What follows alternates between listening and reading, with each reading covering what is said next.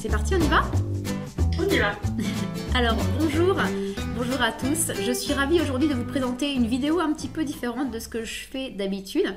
Donc j'ai la chance d'être accompagnée de Marion Vallée. Bonjour Marion. Bonjour Lionel. Bonjour à tous. Donc effectivement aujourd'hui on ne parlera pas de micronutrition. On va parler d'un sujet qui peut sembler n'avoir rien à voir mais qui finalement est très complémentaire avec les sujets de micronutrition. Surtout lorsque dans nos consultations on parle de problématiques hormonales, donc syndrome prémenstruel, risque de cancer hormonodépendant, préménopause, etc. On va parler des méthodes d'observation des cycles avec Marion Vallée. Donc avant de rentrer dans le vif du sujet, Marion, est-ce que tu peux te présenter s'il te plaît? Voilà, donc je suis sage-femme depuis 12 ans et puis installée maintenant en libéral depuis 4 ans et tout dernièrement en région parisienne. Et donc dans mon cabinet de sage-femme, j'offre aux femmes en fait un suivi gynécologique classique, également des consultations préconceptionnelles, des consultations de grossesse, de la préparation à la naissance et puis pour le post-natal, la rééducation du périnée. Voilà. Merci beaucoup Marion. Et donc Marion, tu es passionnée comme moi de fertilité, n'est-ce pas? Tout à fait, effectivement, en plus de cette activité de sage-femme, je suis aussi formatrice sur le sujet de la fertilité et plus spécifiquement de l'observation du cycle. Cette observation du cycle dont on va parler dans cette vidéo et qui peut vous paraître pour l'instant un peu peut-être abstrait ou inconnu. Voilà, c'est l'objectif de cette vidéo de transmettre des informations importantes. Tout à fait. Et donc, prise par ta passion, tu as même créé donc, cet organisme de formation M2M Formation. D'ailleurs, c'est dans ce cadre que tu m'as contacté parce que ton objectif est de pouvoir proposer différentes formations, on va dire pluridisciplinaires, mais tout autour de la fertilité. Donc, tu m'avais demandé de faire une formation de micronutrition et fertilité. Toi, tu y enseignes les méthodes d'observation des cycles et tu as d'autres formateurs. Tu peux nous en toucher un mot de M2M, s'il te plaît? Oui, bien sûr. Donc, en fait, passionnée de ce sujet de la fertilité, que j'ai découverte d'abord à titre personnel, pour mon cycle à moi, que j'ai appris à observer. J'ai trouvé ça tellement formidable de se connaître et de gérer sa fertilité de façon autonome, que j'ai eu envie et que j'ai eu à cœur de me former pour transmettre aux femmes. Et donc j'ai appris une méthode qu'on appelle la méthode de l'ovulation Billings, dont je vais vous dire quelques mots ensuite, qui est donc une méthode de gestion de sa fertilité. Après mes études de sage-femme, parce que malheureusement c'est pas à l'école de sage-femme que j'ai appris ça, on l'a vaguement abordé pendant à peu près 1 minute je pense sur un cursus de 5 ans. Et donc je me suis formée pour devenir moi-même ce qu'on appelle monitrice, pour pouvoir enseigner aux femmes et aux couples l'observation du cycle. Et puis, en étant monitrice, j'ai eu l'occasion de parler de cette méthode à des consoeurs sages-femmes, dans le cadre d'une association de sages-femmes libérales. Et elles m'ont dit, mais c'est trop intéressant, mais il faut absolument que tu nous formes, on ne connaît pas du tout assez bien le sujet. Il y a même une sage-femme de plus de 50 ans qui était en colère, mais moi, je ne pourrais jamais observer dans mon cycle tout ce que tu nous as expliqué là, c'est pas normal, mais pourquoi on n'apprend pas ça dans nos études médicales? Enfin voilà, une espèce de révolte qui rejoignait aussi des questionnements que j'avais en moi, et donc elles m'ont dit, il faut que tu nous formes, organise une journée de formation. Bon, et donc là, l'idée a germé dans ma tête de créer une formation, et donc j'ai mis au point en plusieurs mois une formation, grâce à mes connaissances acquises après mes études de sage-femme, entre autres grâce à la méthode de l'ovulation de Billings. Et donc, depuis 2017, je forme les sages-femmes, mais aussi les médecins, surtout médecins généralistes. J'ai formé des ostéopathes, des kinés, des pharmaciens, des infirmiers. Enfin voilà, ça commence à faire pluridisciplinaire maintenant. Et donc, l'année dernière, j'ai eu à cœur d'élargir cette formation à d'autres formations dont tu parlais, Guénaëlle, dans un souci pluridisciplinaire d'améliorer la prise en charge des soignants vis-à-vis des femmes et des couples, et donc de proposer d'autres formations en lien avec la fertilité, et donc notamment la nutrition. Donc j'ai eu la chance de rencontrer Guénaëlle dans ce cadre-là, et maintenant de pouvoir collaborer ensemble sur ce sujet si important pour les femmes et pour les couples, qui est la fertilité pas seulement dans le but d'éviter une grossesse. On va en parler. Super, merci beaucoup Marion. Dans ton organisme, tu as aussi une psychologue, une homéopathe, et c'est vrai que moi, ce que j'adore dans ce thème de fertilité, c'est qu'en fait, on va aborder toutes les dimensions, toutes les fonctions de la santé, donc c'est vraiment un sujet vraiment passionnant. Je rebondis juste un peu sur ce que tu dis, cette notion de colère qu'avait la sage-femme de 50 ans de ne pas avoir découvert les méthodes d'observation du cycle avant. Je le comprends tellement parce que même moi, en tant que femme, j'étais en colère aussi de pas qu'on m'en ait pas parlé. Tu vois, je l'ai découvert du coup il y a 1 an, je crois, au cours de ta formation. Et je connaissais pas ces méthodes non plus. Et puis je me suis rendu compte qu'on se connaissait pas forcément en tant que femme finalement. Mm. Et pourtant, c'est un outil formidable, ces méthodes d'observation du cycle. Est-ce que tu peux nous en toucher un mot, expliquer un petit peu à ceux qui nous écoutent, qu'est-ce que c'est, de quoi s'agit-il? Voilà, donc une méthode d'observation des cycles, c'est tout simplement une façon de regarder ce qui se passe dans son cycle, jour après jour, et qui nous permet en tant que femme de savoir, aujourd'hui je suis infertile, aujourd'hui je suis fertile.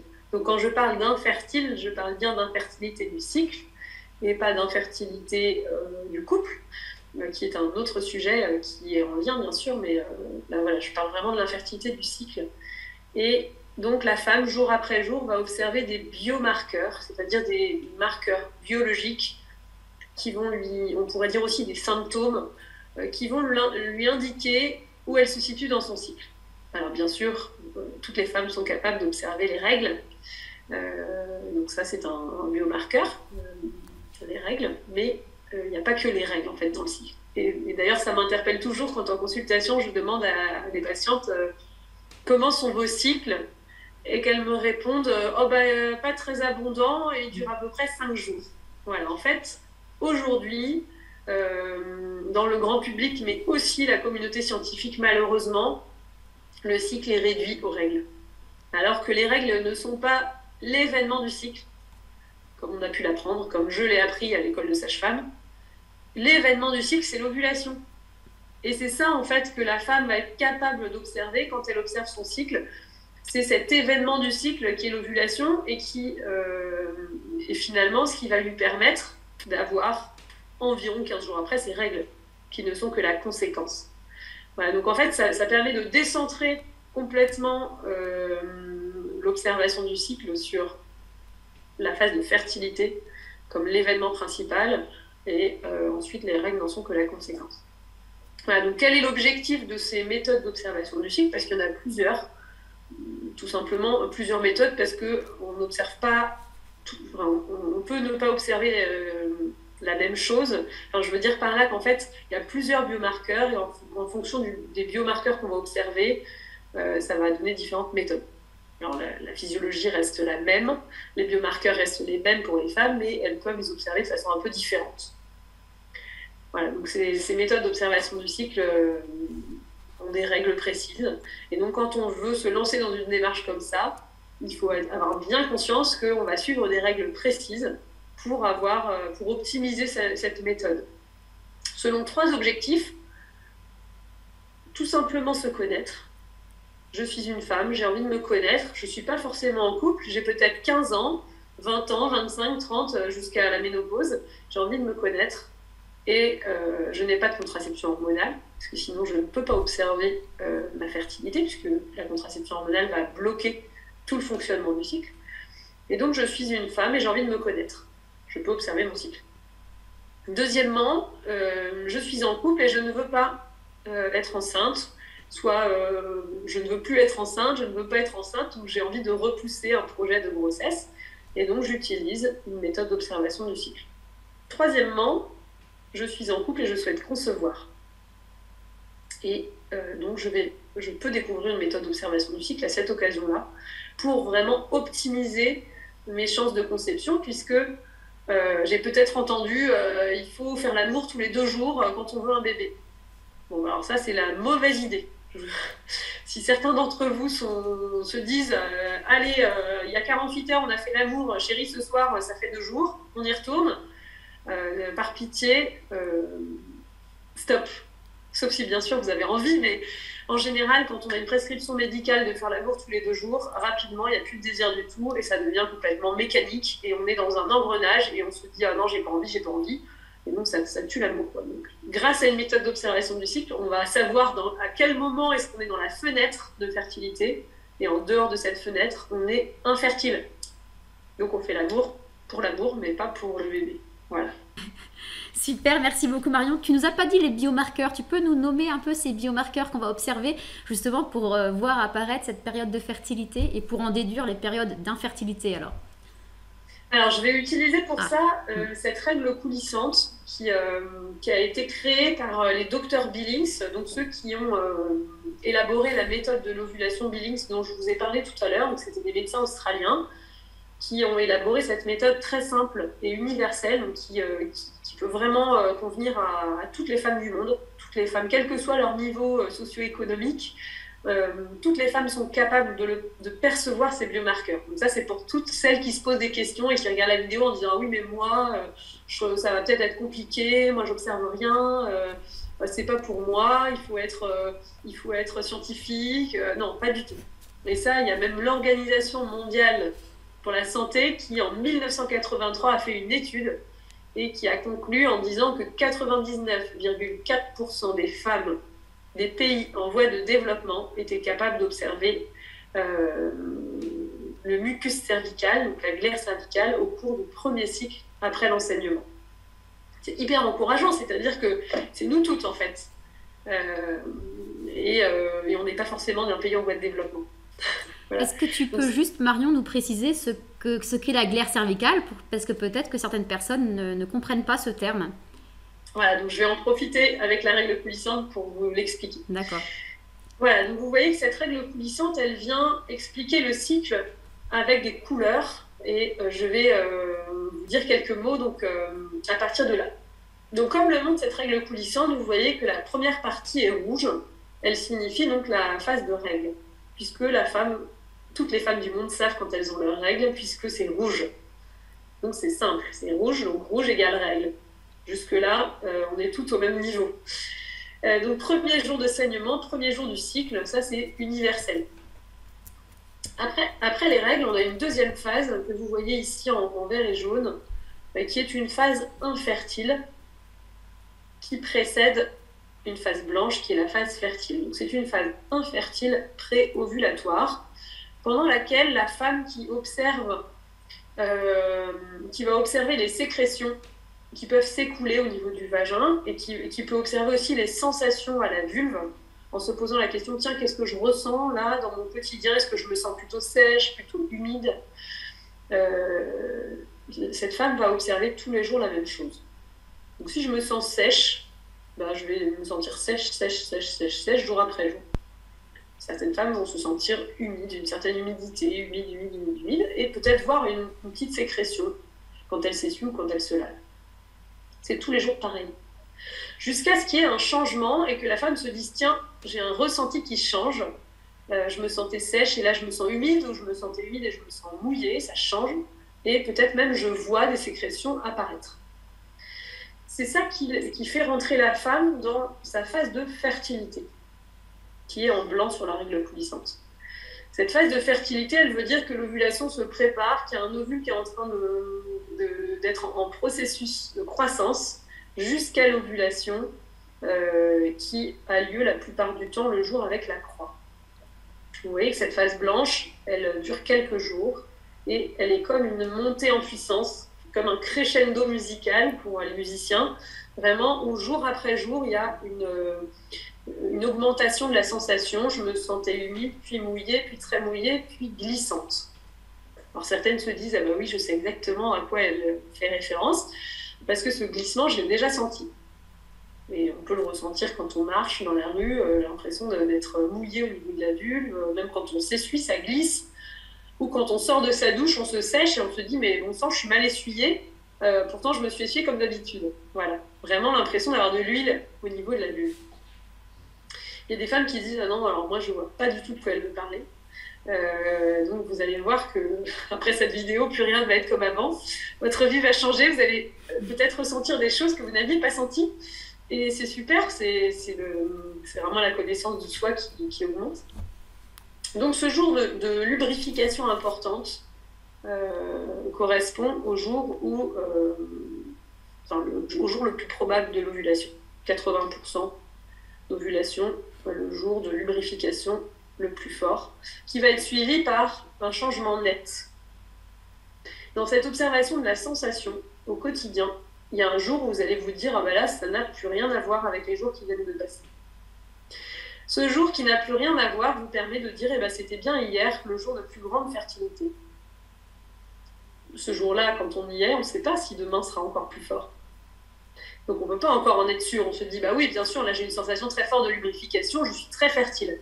Mais est-ce que demain je ne serai pas encore très fertile ? Ben, il faut attendre demain. » Et donc le lendemain, s'il y a un changement net, on se dit « Ok, c'était bien hier. » Alors vous voyez que quand on a un projet d'éviter une grossesse ou quand on a un projet de conception, on ne va pas réagir de la même manière. Puisque un projet de bébé, on ne va pas se dire « Ah ben c'était hier. » Dommage, on a raté le coche. On va utiliser des règles spécifiques pour justement favoriser les unions sexuelles aux alentours du sommet de la fertilité.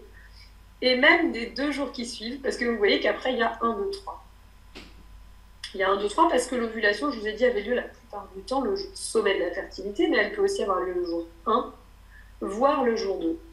Et comme l'ovule vit 24 heures, enfin 12 à 24 heures après l'ovulation, le jour 3 peut être encore fertile. Et donc cette dernière partie verte, c'est la partie qu'on va appeler phase lutéale ou post-ovulatoire, qui a une durée bien précise puisqu'elle doit durer entre 11 et 16 jours. Ça, c'est une notion qui est très importante parce que si cette phase était plus courte, ça voudrait dire que l'ovulation ne se serait pas déroulée correctement. Donc ça, ensuite, quand on est dans une exploration de troubles, que ce soit des troubles gynécologiques ou des troubles d'hypofertilité, soignant qui connaît l'observation du cycle, comme Guénaëlle et moi, va rentrer dans ces détails-là avec vous, vraiment dans une collaboration de soins. Et c'est aussi ça qu'on veut vous transmettre dans cette vidéo, c'est cette collaboration de soins qui est vraiment importante pour nous. Est-ce que j'ai bien répondu à ta question sur les biomarqueurs ? Bah, encore mieux, mais c'est super. Voilà, là j'ai parlé simplement du biomarqueur du mucus cervical, donc de la glaire cervicale, il y en a d'autres. Il y a notamment le biomarqueur de la température, donc de la prise de température que la femme peut faire tous les matins, à heure fixe, avant de poser le pied par terre, avec un thermomètre bien précis. Quand la femme prend sa température, elle va pouvoir identifier que sa température est plutôt basse avant l'ovulation et qu'elle va s'élever après l'ovulation pour rester un peu haute et stable jusqu'aux règles suivantes. Alors là, je vous donne vraiment les grandes lignes sans rentrer dans les détails. Si ce point vous intéresse, il faut vraiment approfondir. D'ailleurs, même pour le mucus cervical, si à la fin de la vidéo, vous vous dites « ça a l'air super intéressant, j'ai envie de le faire pour moi », il faut vraiment vous former. Cette vidéo, elle ne suffit pas. C'est une entrée en matière pour vous donner envie d'aller plus loin. Tout à fait. Et d'ailleurs, ce que je trouve très intéressant aussi, que j'avais appris avec toi, que j'ignorais avant, c'est que si on se fie que à la température, on a une montée de température pour un taux de progestérone qui monte, bien sûr, mais qui ne monte pas forcément suffisamment pour permettre une bonne fertilité. Donc, le principal rôle de la progestérone dans la fertilité, c'est la nidation de l'embryon. Donc, on peut avoir une température qui monte, qui reste suffisamment élevée pendant plus de 11 jours, donc normalement qui n'alerte pas sur une phase lutéale trop courte, mais qui ne permet pas de s'assurer que la progestérone ait un taux optimal pour permettre notamment cette nidation, Marion, n'est-ce pas ? Oui, c'est ça, tout à fait. Donc, parfois, effectivement, quand il y a un trouble, que ce soit un trouble gynécologique ou un trouble de la fertilité, ça inclut vraiment, quand on parle de trouble, ça va jusqu'au syndrome prémenstruel, qui peut donner l'impression à la femme d'être en dépression cyclique. Vous voyez, quand je parle de trouble gynécologique, on pense à l'appareil génital féminin, mais ça peut être aussi... tout est lié, ces hormones, elles traversent tout notre corps en permanence, donc aussi notre cerveau.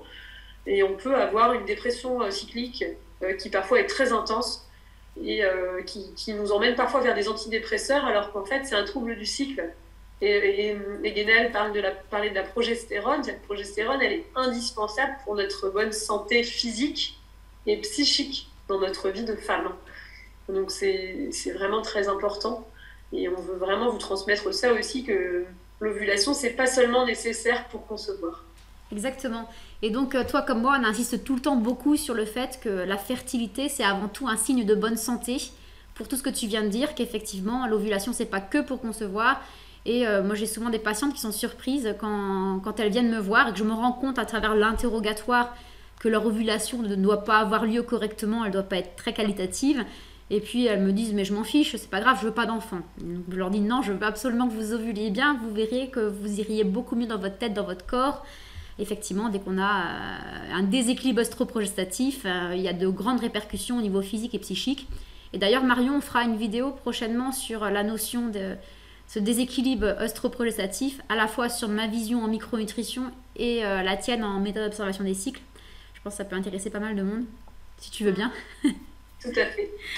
Ouais, super. Donc du coup, est-ce que Marion, tu peux, quand on parle de contraception, la première chose qui vient à la tête de la plupart des femmes, je pense, c'est est-ce que c'est fiable, cette méthode d'observation des cycles? Alors c'est une vraie question et une question très importante et c'est aussi beaucoup ce qu'on peut entendre dans les cabinets médicaux, cabinets de gynécologues, de médecins généralistes ou de sages-femmes. Ah non, non, n'utilisez pas ces méthodes parce que c'est vraiment pas fiable. Alors, il suffit de se tourner vers les études pour cela, puisqu'on a l'habitude en médecine de se baser sur les études pour amener ces arguments. Et donc, d'aller voir du côté de l'Organisation mondiale pour la santé qui met à jour régulièrement un tableau avec les différentes fiabilités des méthodes qui existent.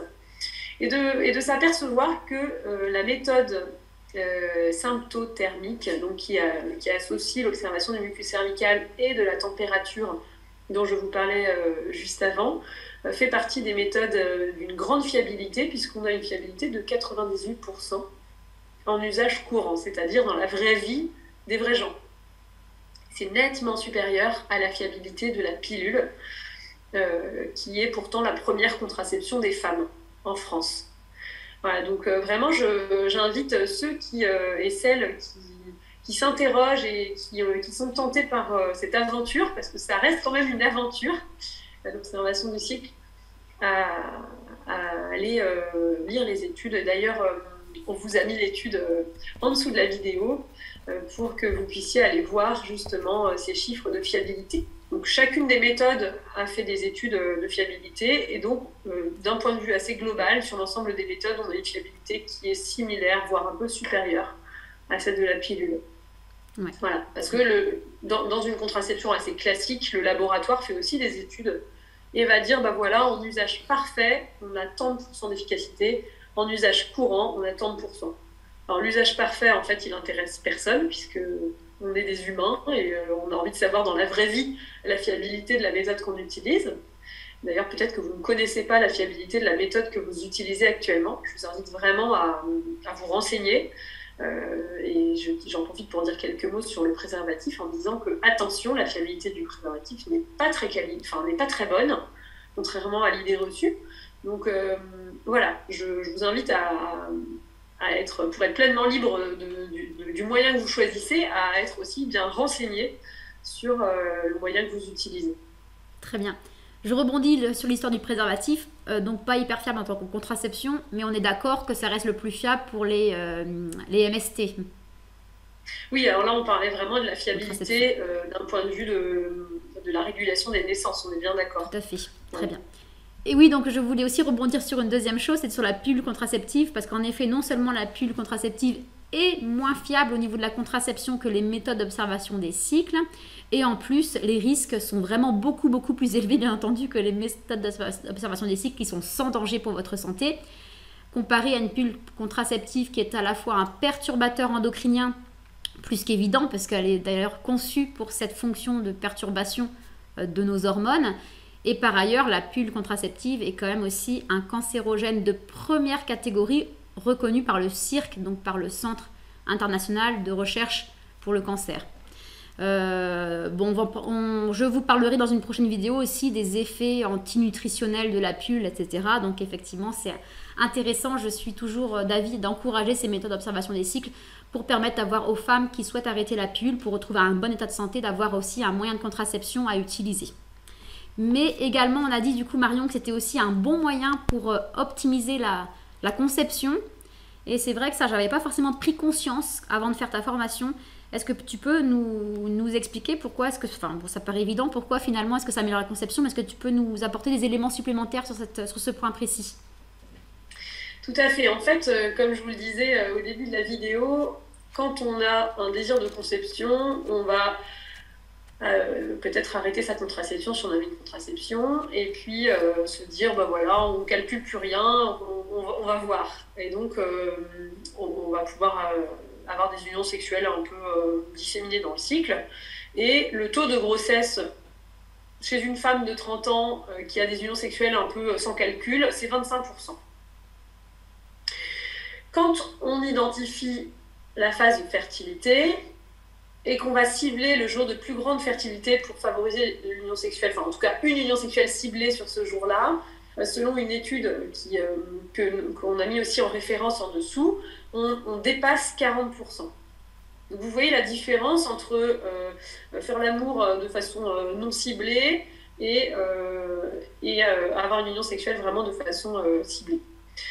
Donc on a une optimisation des chances de conception comme cela, puisque avoir des unions sexuelles tous les 2 jours, en fait ça n'a pas vraiment de sens. Enfin, en tout cas d'un point de vue médical, ça n'a aucun fondement. Et ça va faire rentrer le couple dans un processus très négatif de l'union sexuelle égale contrainte, et donc faire chuter le désir, et voire même entraîner des troubles du désir chez la femme, chez l'homme, voire même des troubles de l'érection, que les hommes souvent ne disent à personne, parce que c'est très difficile à vivre, à la fois pour la femme des troubles du désir et pour l'homme des troubles de l'érection, parce qu'on rentre dans quelque chose de très mécanique, et on n'est pas fait pour ça. Voilà. Et donc quand en plus le médecin plane au-dessus du lit avec ses conseils, quand je dis le médecin, j'inclus vraiment la communauté scientifique, c'est pas bon du tout pour le couple, d'un point de vue de la sexualité.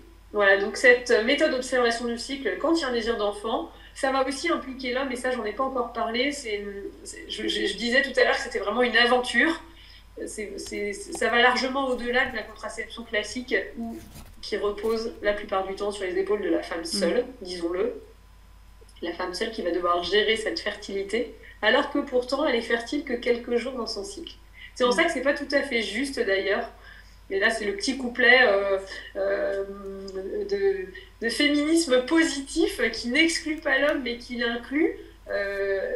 Où finalement, moi, je prône le partage dans la gestion de la fertilité, puisque c'est l'homme qui est fertile tous les jours. Donc finalement, pourquoi est-ce qu'il ne doit pas être impliqué au même niveau que nous? Voilà. C'est aussi pour ça que moi, j'ai fait ce choix à titre personnel. C'est une aventure qu'on vit à 2, et qu'on a choisi à 2, et qu'on vit à 2, et on assume les conséquences à 2. Voilà, la fertilité, c'est la fertilité du couple. C'est pas la fertilité que de la femme ou la fertilité que de l'homme. Et donc, c'est mieux quand l'homme s'implique. Et ça rejoint aussi une question qui revient souvent. Finalement, comment ça se passe? Comment ça se gère? Et voilà, moi, en consultation, je propose toujours aux femmes de venir avec leur conjoint. Super. Pour qu'ils viennent au moins une fois entendre comment ça fonctionne, et voire même qui s'implique totalement, c'est-à-dire que très concrètement, ce soit lui qui tienne le tableau, parce qu'il y a un tableau à tenir, un tableau quotidien, qui peut être une application. On est au XXIe siècle, et il y a beaucoup de femmes qui utilisent des applis, mais c'est encore mieux quand c'est le conjoint qui va tenir le tableau, puisque ça le rend acteur. Ça l'implique, en fait. C'est pas seulement du secrétariat, c'est aussi de se dire, voilà, on en est là dans notre fertilité, et pas seulement c'est ta fertilité, tu te débrouilles, non. C'est notre fertilité du couple, et donc je m'implique. Et donc si l'homme n'est pas du tout intéressé, voire même s'il est réticent, qu'il n'a pas envie de s'y impliquer, ça va être compliqué. Je préfère vraiment dire les choses comme ça. Moi, j'ai parfois quelques femmes qui viennent toutes seules et le conjoint n'est pas du tout impliqué, mais je leur dis toujours que ça va être quand même compliqué à vivre seul, parce que c'est très engageant en fait comme méthode. Tout à fait. Donc c'est important de le savoir. Très bien. Et d'ailleurs, quand tu dis ça, ça me fait penser à... Je me rappelle d'un trajet que j'avais fait pour aller à Paris en formation, et de tomber à côté d'un homme. En fait, j'étais en train de préparer ma formation de micronutrition fertilité, donc il voyait sur mon écran d'ordinateur qu'il y avait des mots spermatozoïdes, fertilité, etc. Puis je le voyais loucher régulièrement sur mon écran d'ordinateur. Et à un moment, je lui demande de se lever pour me laisser passer. Et puis quand je reviens, il engage la conversation. Je voyais bien qu'il voulait l'engager depuis le début. Et puis il me dit, ah, moi je fais des méthodes d'observation des cycles avec ma femme. Et puis pendant tout le trajet, je connaissais pas encore, tu vois, j'ai commencé à préparer ma formation micronutrition, mais dans mes formations micronutrition, j'avais jamais entendu parler de ça. Et donc il commençait à me raconter toute l'histoire de la glaire de sa femme pendant quasiment tout le trajet, je n'en revenais pas. Mais je voyais vraiment un homme super impliqué et en plus de cette implication, un homme super fier de partager cette méthode de contraception avec sa femme et j'avais trouvé ça super chouette. Bon, au bout d'un moment, je voulais retourner bosser sur mon ordinateur, mais par contre, un homme vraiment impliqué, très fier de s'impliquer dans la contraception de sa femme. C'était très chouette.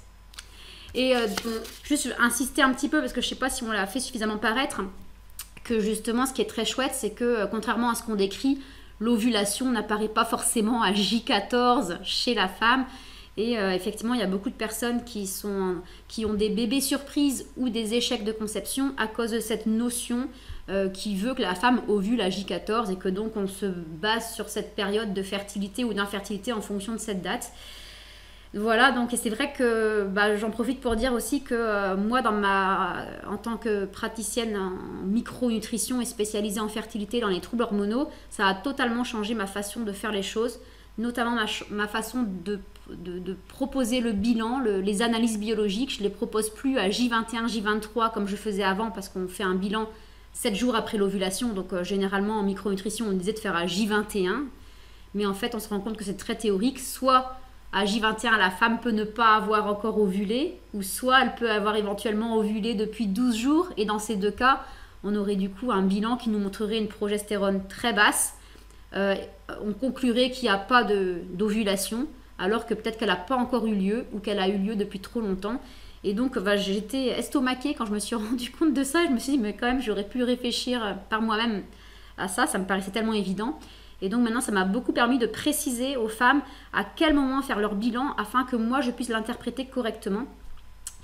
Et donc voilà, je me suis rendu compte aussi que même quand on fait un bilan hormonal au bon moment du cycle, en expliquant à la femme comment reconnaître son ovulation, on reste quand même sur un bilan d'un cycle, avec une vision d'un seul cycle, tandis que si elle se connaît, si elle est capable de tenir ce tableau, de le ramener en consultation, eh bien on est capable de voir effectivement peut-être que ce cycle-là n'a pas été bon, mais là il y a eu des biomarqueurs, je parle de là de la glaire, qui était différente du cycle où on a fait l'analyse biologique et on a une vision vraiment sur l'ensemble des cycles, parce qu'effectivement on peut avoir un cycle non ovulatoire, mais d'autres cycles ovulatoires à côté. Donc on a vraiment, je pense, affaire à un biomarqueur qui est, à mon avis, bien plus qualitatif que n'importe quel autre marqueur biologique qu'on peut proposer en micronutrition ou en médecine fonctionnelle. Voilà, donc c'est vrai que les gens qui écoutent cette chaîne, ils sont plutôt formés en micronutrition et quand ils entendent le mot biomarqueur, ils voient plutôt l'analyse biologique. Donc là, bien sûr, il y a des biomarqueurs, glaire, température. Et enfin voilà, moi, ça m'a considérablement changé ma façon de travailler et d'enseigner aussi d'ailleurs. Donc déjà, merci beaucoup Marion pour m'avoir fait découvrir cette technique et de m'avoir fait rentrer dans ton équipe. C'est sûr que ça représente une révolution. Enfin, dans notre conception de la fertilité, de la femme, de la gynécologie même, mettre le doigt sur le fait que la femme est capable de savoir pour elle quand est-ce qu'elle est dans sa phase de fertilité et quand est-ce qu'est le jour le plus probable de l'ovulation, c'est incroyable pour elle. Et dans une prise en charge médicale, et même en micronutrition, c'est très précieux parce qu'on est vraiment dans une collaboration de soins où la femme va nous apporter des éléments grâce à son tableau sur lesquels on va pouvoir rebondir, on va pouvoir creuser avec elle, on rentre dans un travail de détective.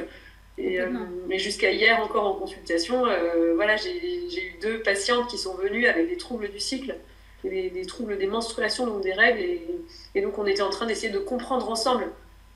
Alors, quand c'est la première consultation, on n'a pas suffisamment d'éléments, mais ensuite on se revoit, on regarde les tableaux, on approfondit avec un bilan biologique et on essaye de comprendre pourquoi est-ce qu'il y a des troubles. Et ça me fait penser donc de rebondir sur la partie précédente de Guénel, sur l'irrégularité des cycles.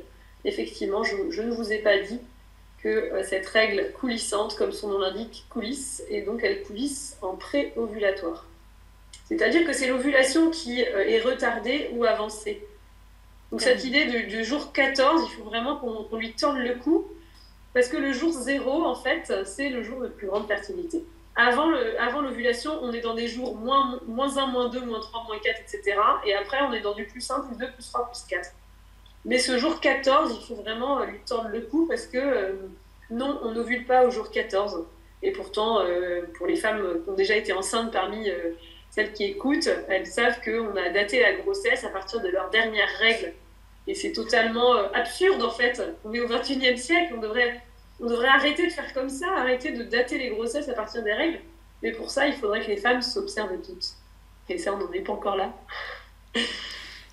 Tout à fait. D'ailleurs, ça mène des fois des histoires un peu bizarres avec le mari qui se dit mais mince, c'est pas possible. La datation de la grossesse, j'étais en déplacement, ma femme m'a trompé. C'est juste horrible en fait, quoi. Donc il y a d'autres explications, effectivement, chaque femme est unique. Et puis d'ailleurs, voilà, d'une femme sur l'autre, il y en a qui disent parfois j'ai un syndrome prémenstruel, parfois je ne l'ai pas.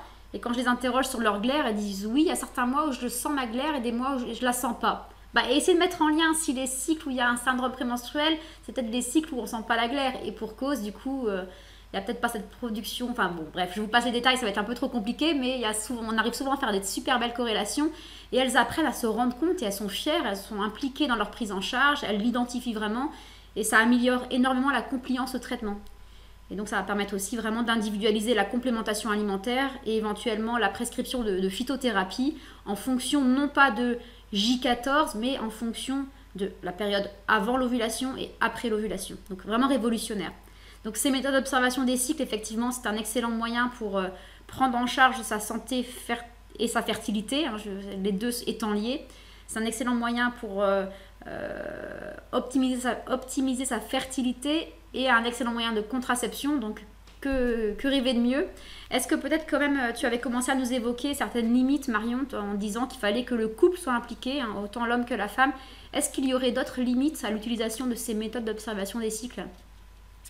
C'est vraiment, à mon sens, la limite la plus importante, c'est l'implication des deux, puisque ce sont des méthodes qui sont accessibles à toutes les femmes, quel que soit leur profil. J'en parlais tout à l'heure.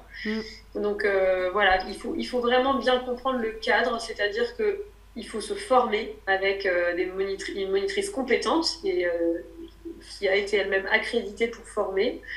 Il faut tenir un tableau tous les jours. Et donc 10 ans s'il faut, 20 ans, 30 ans. Et puis, respecter les règles. Voilà. Mais bon, ça paraît un peu évident que si on joue au foot avec un ballon de rugby et les règles du tennis, on ne va pas y arriver, vous voyez. Donc, il faut vraiment avoir une discipline de vie. Une méthode d'observation du cycle, c'est finalement une manière de... C'est pas une contraception, en fait. C'est vraiment une manière de s'aimer de façon différente. Et c'est un art de vivre en fait, vraiment, avec une sexualité qui est cyclique et qui peut vraiment être très positive pour le couple. Ça ne veut pas dire que c'est du tout adapté à tout le monde, hein. Il y en a certains qui ne vont pas du tout adhérer à tout ça, et il y a des femmes en consultation qui disent ah non, moi la contraception ça me va très bien, voilà, j'ai pas envie de m'enquiquiner avec autre chose, ma pilule elle me va bien. Et voilà, hier, il y a même une patiente qui est venue au cabinet parce qu'elle voulait retarder ses règles.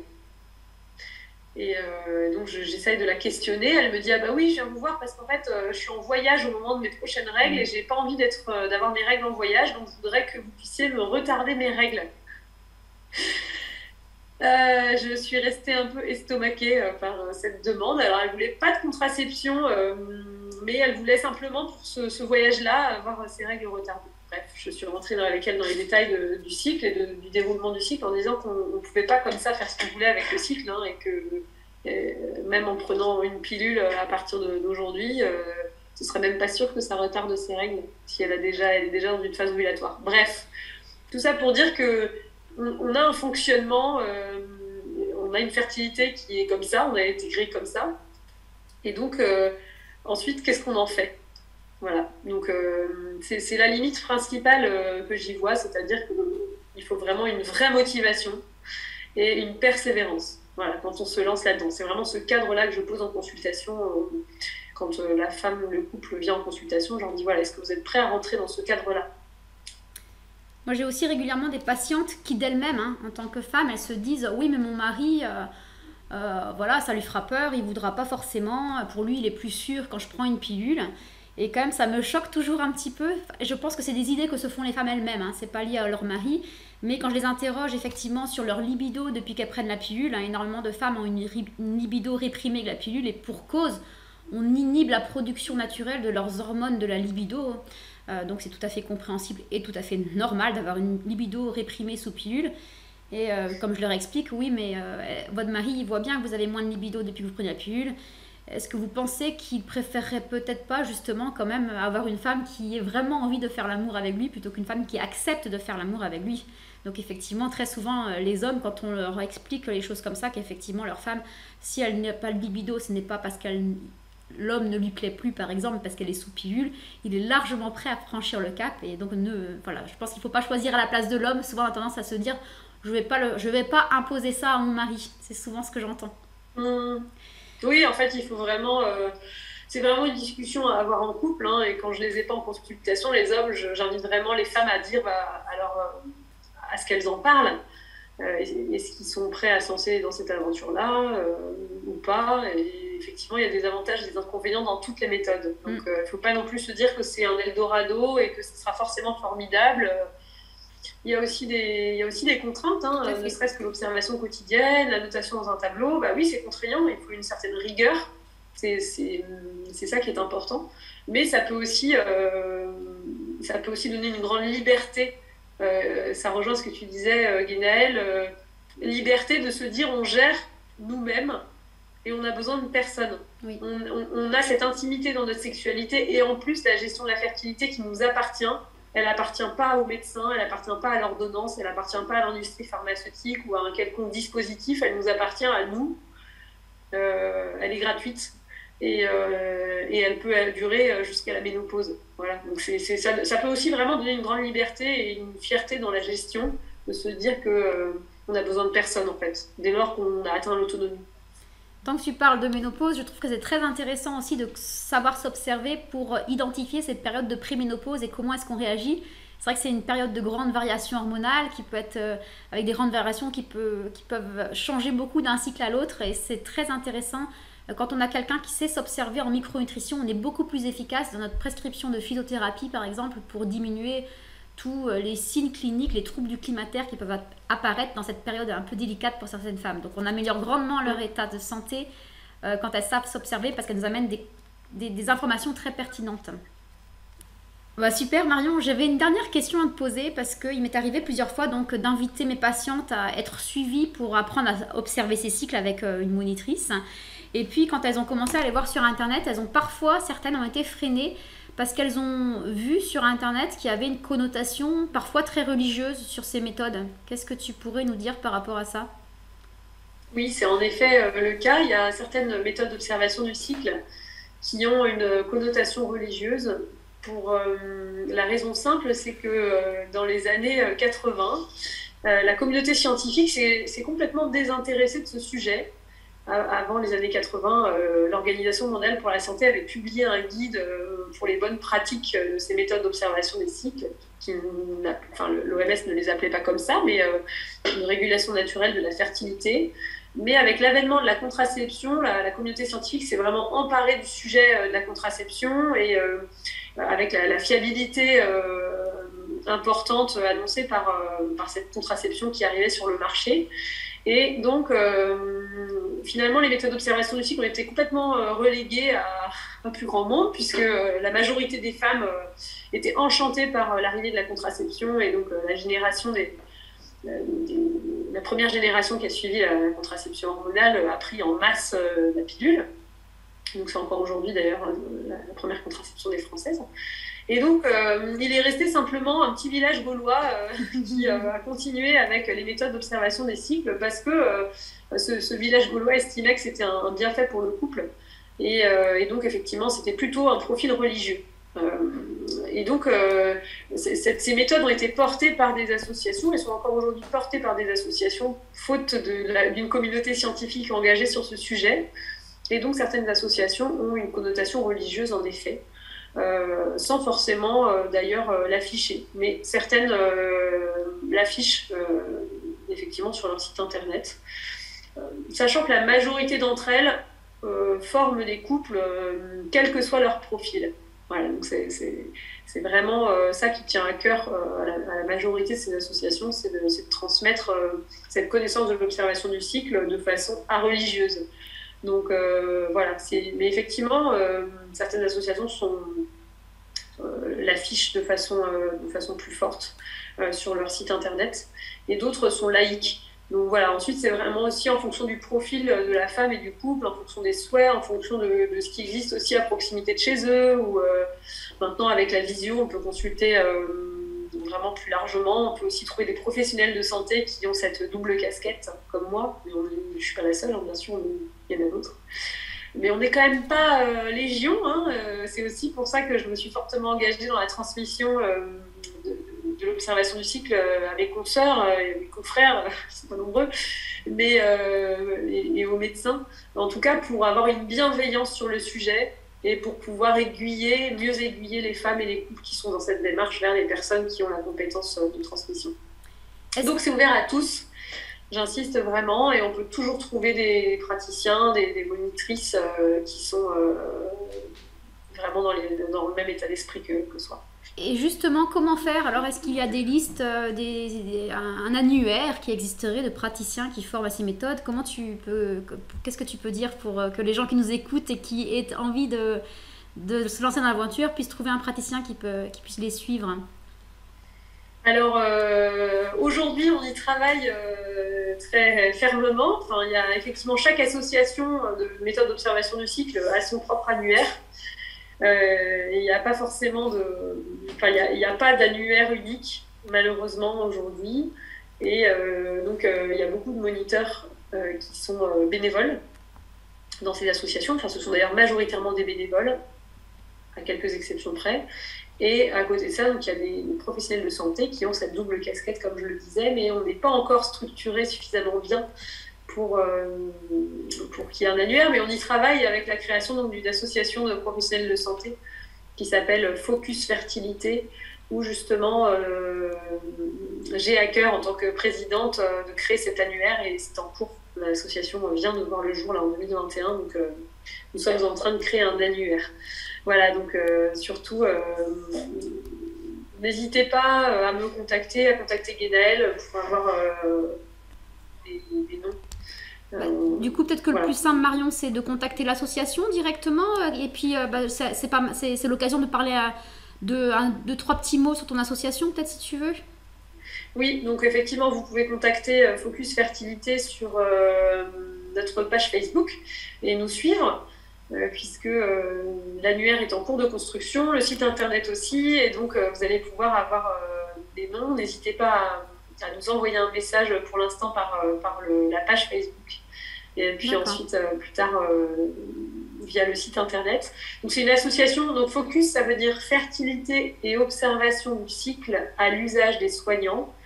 C'est une association de professionnels de santé pour les professionnels de santé, vraiment pour nous regrouper entre nous, pour développer ce sujet de la fertilité et de l'observation du cycle, et pour faire de la sensibilisation auprès de nos confrères et consoeurs et de la formation.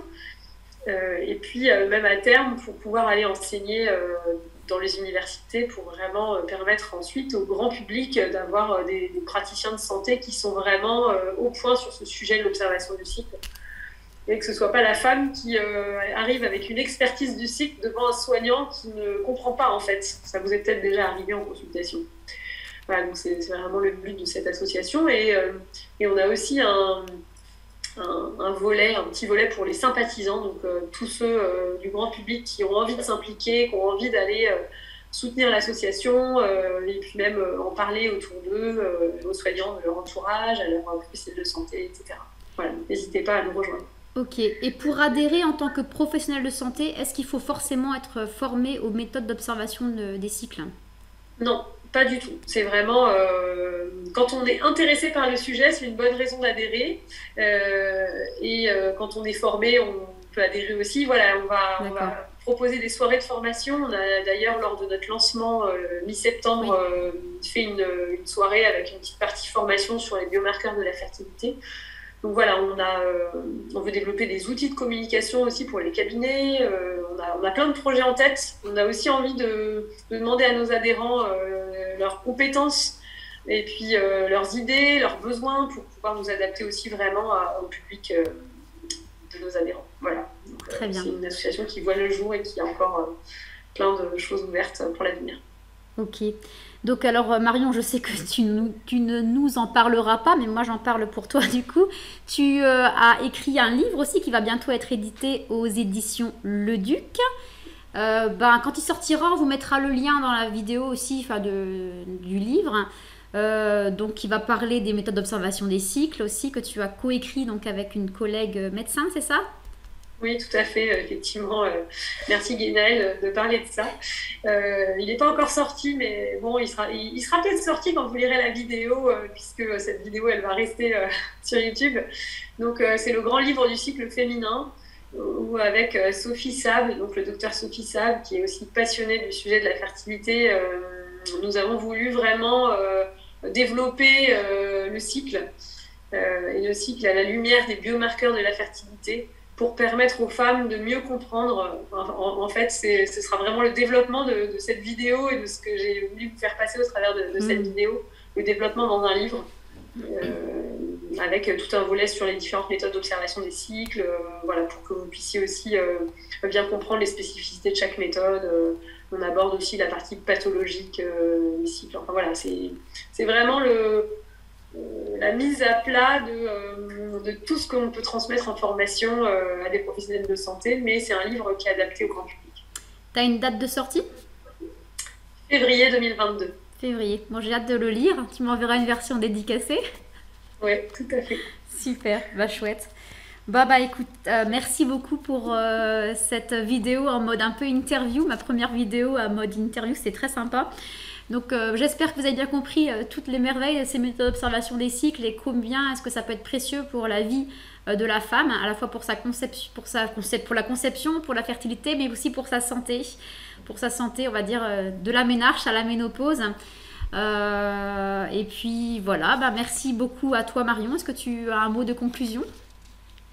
Merci beaucoup Guénel de cette invitation, et puis c'est toujours un plaisir de transmettre sur ce sujet passionnant sur lequel l'une et l'autre sommes toujours en formation. On n'a jamais fini d'apprendre et d'en savoir plus, et c'est grâce aux patientes qui viennent nous voir en consultation et aux couples grâce à eux qu'on continue à chercher, parce que parfois on trouve des choses et on a envie de comprendre davantage et on n'a pas toujours les clés.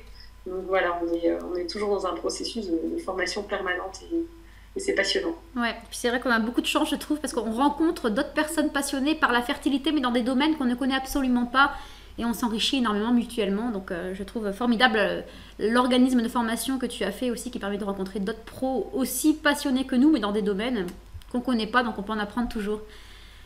Merci beaucoup Marion. Et, avec plaisir. Merci beaucoup. Et à bientôt. Voilà, tout à fait, à bientôt pour une autre vidéo on fera une vidéo qui s'intitulera peut-être les biomarqueurs au sens large du terme, ou les marqueurs de l'hyperoestrogénie. On parlera des marqueurs cliniques, des marqueurs biologiques et des biomarqueurs dont tu nous as parlé. Voilà, parfait. Merci beaucoup et à bientôt sur la chaîne Micronutrition à Capsule. N'hésitez pas à liker, à partager et abonnez-vous à notre chaîne. C'est important pour nous encourager à continuer à faire ces vidéos. Merci. Ah oui, peut-être juste une chose. J'ai créé il y a un petit mois de ça une page sur Facebook qui s'appelle nutrition, micronutrition, fertilité. Je ne sais plus dans quel sens c'est, mais je crois que c'est ça, nutrition, micronutrition et fertilité. Donc n'hésitez pas aussi à adhérer au groupe. Il faut répondre aux petites questions et je vous ajouterai au groupe professionnel de santé, mais aussi pour grand public. Merci à tous. Au revoir. Au revoir.